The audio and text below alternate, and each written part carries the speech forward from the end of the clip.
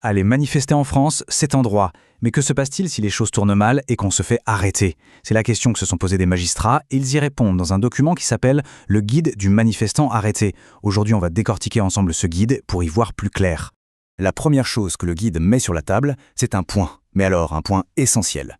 Manifester, ce n'est pas juste se rassembler dans la rue. C'est, je cite, « l'une des expressions majeures de la démocratie ».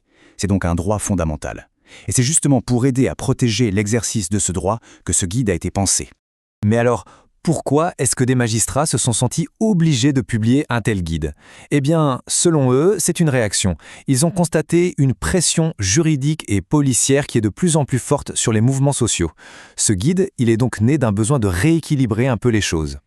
L'idée, c'est donc de clarifier un peu les règles du jeu pour tout le monde, d'informer, de donner des clés pour comprendre. Par contre, petite précision, et ils insistent vraiment là-dessus, ce guide donne des infos, mais il ne remplacera jamais les conseils d'un vrai avocat si la situation le demande.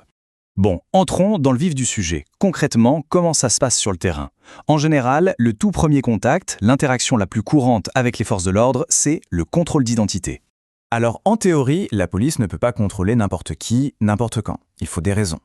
Sauf que, dans la pratique, le guide nous explique que le cadre légal est devenu tellement large que ces contrôles sont devenus de plus en plus fréquents, surtout en manifestation. Ok, mais alors, sur quelle base peut-on être contrôlé? Les motifs sont assez variés. Ça peut être un soupçon précis d'infraction ou un ordre écrit du procureur. Mais le plus flou, et c'est vraiment là que ça coince, c'est ce fameux critère de prévention d'une atteinte à l'ordre public. C'est tellement large que, dans les faits, ça peut ouvrir la porte à des contrôles quasi systématiques. Alors là, attention, le guide fait une distinction super importante entre deux choses qu'on confond tout le temps, la palpation de sécurité et la fouille. La palpation, c'est une mesure de sécurité, on va tapoter par-dessus les vêtements pour chercher un objet dangereux. La fouille, c'est bien plus intrusif, on va chercher dans les sacs, dans les poches, pour trouver des preuves. Et son cadre légal est beaucoup plus strict, même si, comme le note le guide, les possibilités de fouille ont été pas mal élargies récemment. Et c'est là qu'on touche à un truc assez parlant. Le guide explique comment des objets du quotidien, qu'on prend pour se protéger, comme des lunettes de piscine contre les gaz lacrymogènes ou des masques, peuvent être vus par les forces de l'ordre comme des indices d'une intention de commettre une infraction. Et ça peut suffire à justifier une fouille, voire une interpellation.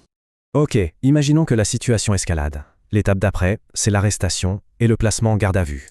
Faut bien comprendre ce que c'est, la garde à vue. C'est une privation de liberté. Ce n'est pas rien.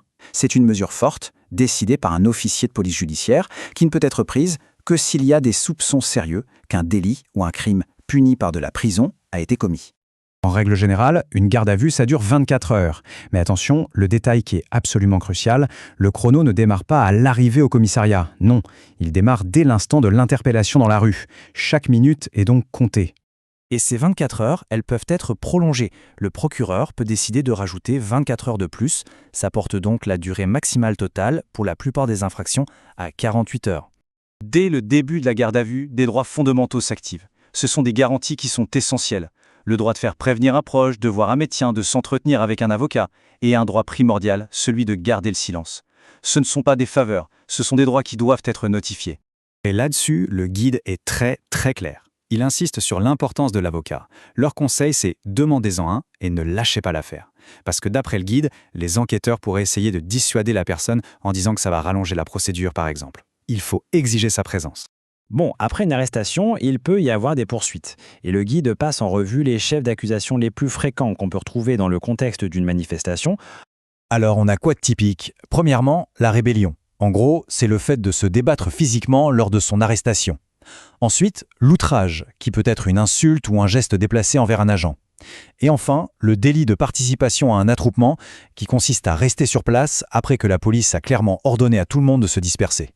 Et puis, il y a un délit qui est apparu plus récemment, celui de dissimuler son visage. Sauf s'il y a un motif légitime, et on voit bien que cette notion est un peu floue, le simple fait de se masquer le visage pour protéger son anonymat, par exemple, peut être considéré comme une infraction en soi. Alors, qu'est-ce qu'on doit retenir de tout ça? Finalement, le message central du guide, il est à la fois simple et super puissant. Ça tient en un mot, l'information. Et attention, il y a une conséquence à long terme, à laquelle on ne pense pas forcément. Même si on est relâché sans aucune poursuite, l'arrestation elle-même peut laisser une trace. Elle peut mener à une inscription dans le fichier de police TAJ. Et ça peut poser problème plus tard pour accéder à certains emplois. Et pas seulement dans la sécurité. Au final, le message du guide est limpide. Face à la machine judiciaire et policière, le meilleur outil de défense, c'est la connaissance.